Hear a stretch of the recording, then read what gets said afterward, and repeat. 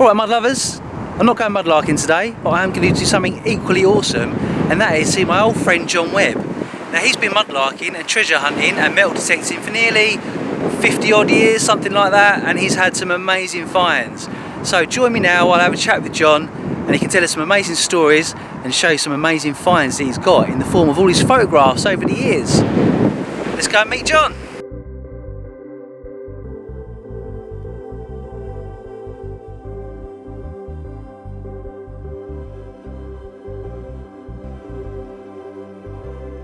Yeah, right. To begin, I was very interested in all history, and from not from day one, but from the age of 8. And from the age of 8, I had a fascination for all history. Why, I've never been sure, but it seemed to have been born in me.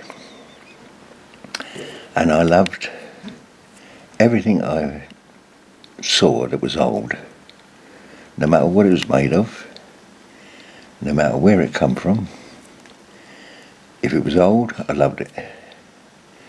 Now, I asked my family where this come from, and they didn't know. As far as they was concerned, I was one on my own. But nevertheless, the fascination stayed, and it grew. And I used to try everything under the sun to find stuff, as well as swap stuff. And with the little bit of money that I did get, which was normally out of bottles, taking bottles back for money, I invested that into something that I wanted, which was always something old. From there on, it grew and grew and grew. And eventually, I found what started it off really was, in that sense, was I found a necklace, a pearl necklace, while I was digging for coal, which was in short supply at the time, and I was trying to find the manhole covers on all the bomb sites that were around us. This is World War II we're talking about. World War II, mate. So yeah, mid-war. Mid-war. 1943. And I was quite successful at that. After I found my first one, it had coal in it, and coal was in very short supply. Now that coal was like gold dust, and the family were pleased, and I was pleased, they were pleased. So I looked for more, and in doing that I found a necklace made of pearls, which I gave to my sister to put on her dolls. And my dad had a quite close look at it and said to me, they are real pearls. They're not seed pearls, they are proper pearls, and they're probably worth a few bob. Now, I didn't sell them. My sister still had them, and she kept them. What happened to them, I don't know, but she did keep them for a long while, and I was pleased.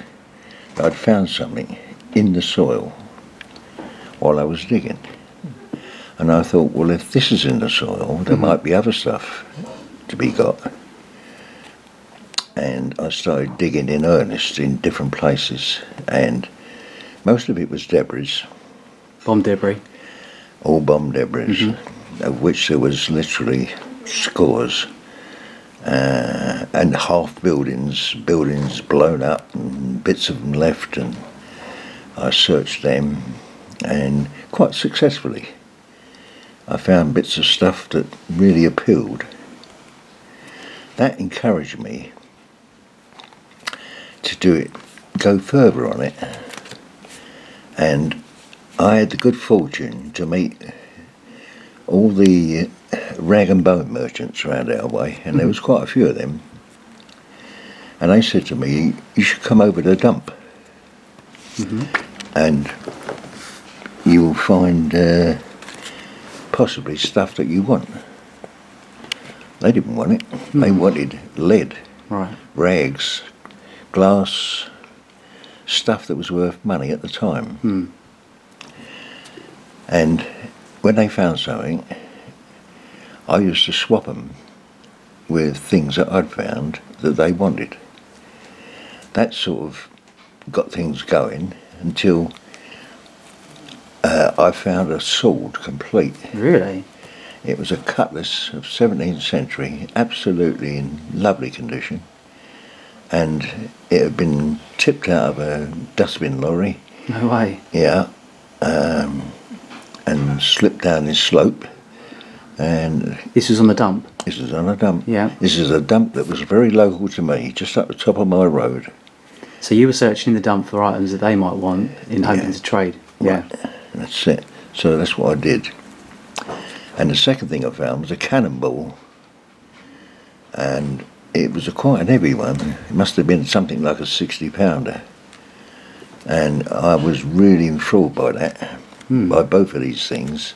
One is that I like weapons, old weapons, and two is everything I was getting was of an age. Now there was all sorts of stuff in there that was being tipped at the time that were quite old, you know. When I say quite old, like Victorian, a little bit of Georgian, but mostly Victorian and Edwardian stuff, but all of which I collected. And I had a huge collection of all sorts of bits and pieces, which didn't go down too well with my mum. She was very much against all that. It was, as far as she was concerned, it was all rubbish. And some of it disappeared very quickly. And other bits I managed to keep. I hid them away quietly where they couldn't be found. And that carried on throughout my younger years, non-stop. I swapped, dug, scraped the dumps, did everything I could humanly do. I invaded every bomb building. I demolished a few of them, and to the upset of one person anyway. Seemed to have been a bit peeved about me for knocking down this old building, which was in a shocking state at the best of times. It was an old shop that had been boarded up and had no floors in it and nothing. It was just dirt inside. And I'd met the fella by doing errands for him and been inside and seen it.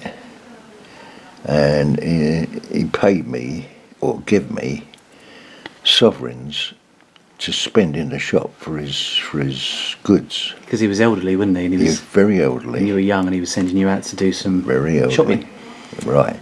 He sent me out to do shopping. Now, I must have been the first kid that ever knocked on his door, because everybody else was frightened of this man. For what reason, I'll never know. He was a nice fella, and very poorly in health, but a very nice person. And from there on, I tried to expand the search in every way I could, everything I could think of, until one day I was reading some second-hand little magazine from America that was sold in our local shops. They were a bit like, how can I put it, a bit like an adventure type magazine. Right. You classify them as a comic these days. But they had lovely adverts in the back. And the adverts in the back were all sorts of gadgets, peculiar things I'd never heard of. But one of them that struck me like lightning was this detector that could find all metals. And I showed this to my family, and they all said the same thing. It's a con. It's ridiculous. Nothing can find gold. Nothing. There's no machine. If they did, they wouldn't sell it. They'd just go out and find it. And I got that from my friends, my family, and everybody else. And they all poo-pooed the idea that it was a genuine thing. But it was very expensive. And I wrote to this company and asked them for details on what it was, how it did it, and who they were, and everything. And I got a very good reply. It turned out to be a very good company in a place called Palo Alto in California. And they gave me a very, very good explanation of the thing itself, the machines. They did several models, and how they basically worked, and the success that people have had with them. And they showed me photographs of the success that people had had with them. And I was very impressed, and I stayed that way for quite some time. But all my friends and family were all against it. They didn't agree with one word. They thought it was a con. And I just had it in my heart that it wasn't. And I eventually got one through a lot of trouble, but I got one eventually. And it did exactly what it said. Exactly. Now, by today's standards, it would have been a very poor machine. It had very little depth, but it did find what it says. I tried everything under the sun. I tried jewellery, and silver, and gold itself, and brass, lead, everything. It found everything at all. It was a bit like a pulse machine. It found all metals, so you couldn't discriminate between one and the other, but you could find them. And that's what I started. I then used that profusely for the next couple of years, and accumulated 1/3 of a million coins. Wow. In very quick succession. I could not, at the end of the day, more or less carry any more than what I found. And that went on for years, literally years. But for the first 2 years, I had a staggering amount of coins. What year was that, roughly? Oh, blimey. 60, something like that. Yeah? Yeah. And presumably, and you could still spend a lot of the money because it was pre-decimal. It was nearly all spendable. Oh, fantastic! Yeah, everything was. It was pre-modern. We're talking about Victorian, Edwardian, and up to modern times. Yeah. There was nothing ancient about any of it, but it was all in the ground. And it took me a long time to find a decent piece of jewellery. It really did. It took me quite a long time. And I realised that there were certain places where it was and certain places where it wasn't. So I made a point of that, of finding the places where it was. And slowly but surely, really got the knack of it, and started finding lots and lots of jewellery, really good stuff. Was that on parkland, beaches, or just everywhere? Everywhere. Just wherever you walked, you dissected? I did all the commons, the beaches. I was in every bush you could ever find, in verges, back gardens, everything under the sun. There wasn't a place that I could think of that I didn't go and try it out. I wanted to know what was where and how to get it. If there were some places that were empty and they repeated that in other places, then I wouldn't do it again. But if there's some places that had stuff that I wanted, then I would do it and keep on doing it. And it worked very well. And slowly but surely I built up a monstrous collection of stuff, all been dug up. And I no longer had to swap anything or buy anything. from anybody, because I was finding it en masse. And this will be vouched for by people that were doing it early on. They would have had similar results to me. But my ages that I liked was from Bronze Age through to 1950. There wasn't a period that I didn't like in any of it.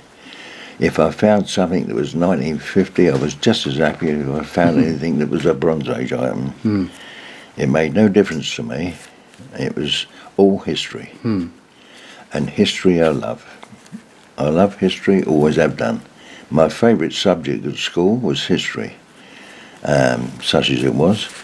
And it was the only subject I went to school for. Over the rest, it was a waste of time. But history, no. I really did enjoy that.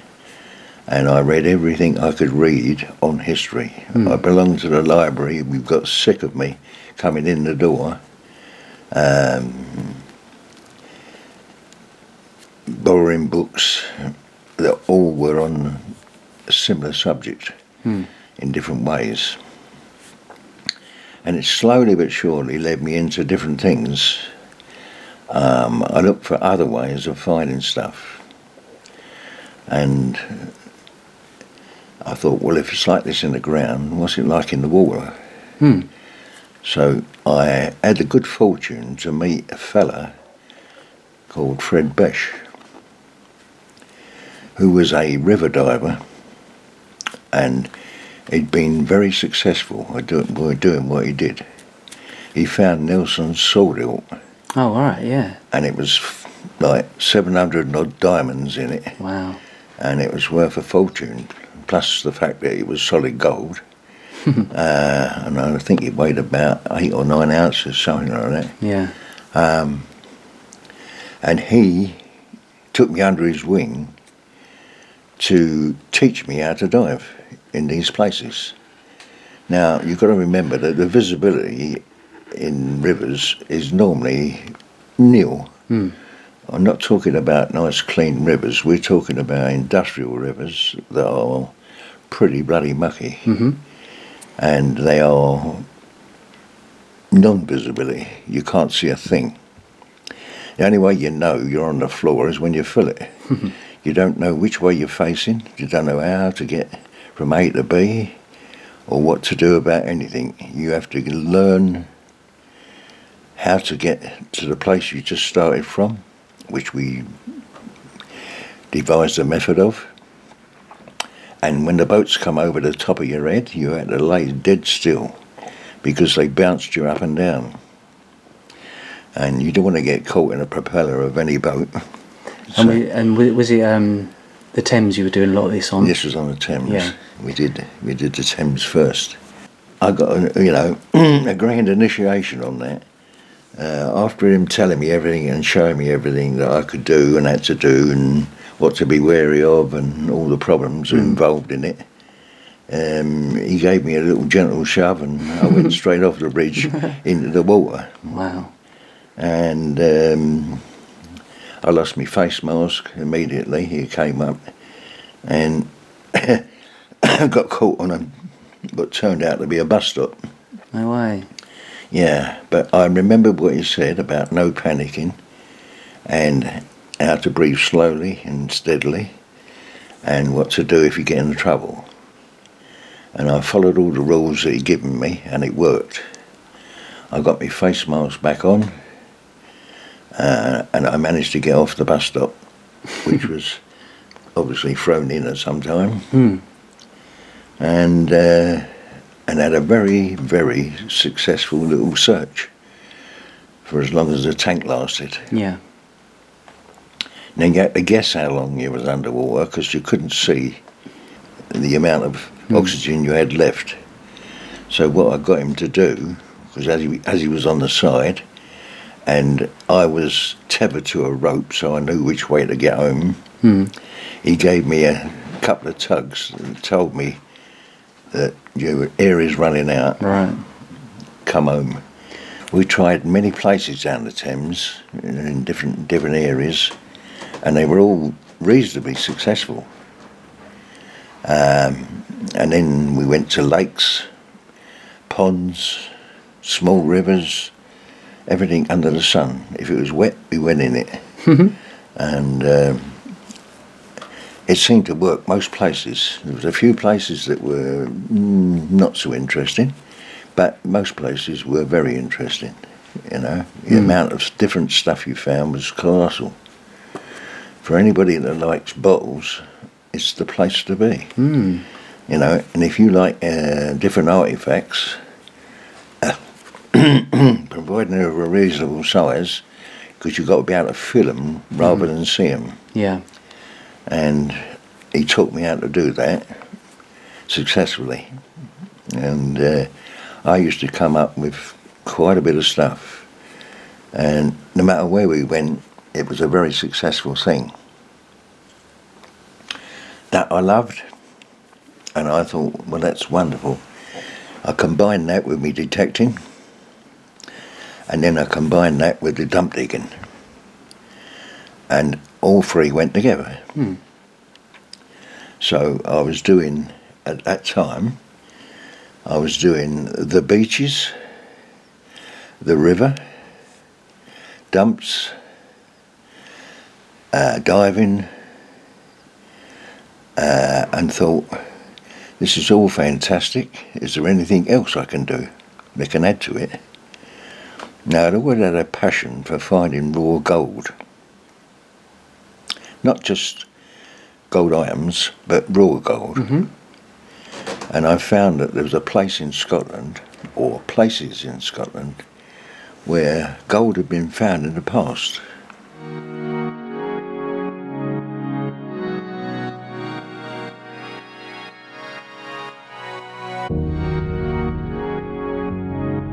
There's the bomb come out of. Wow. Yeah, it was sorry weight that was. That's what, sorry? That was weight. Oh dear. Yeah. A bleeding job bringing it home. It wasn't live then, No. because that's just the projectile bit. Yeah. So that had been just a lump to smash into something. Sorry, bleeding lump. Love the But enamel sign as well. I didn't half get some stuff out of there. I found literally thousands and thousands of bullets, cannonballs, everything under the sun.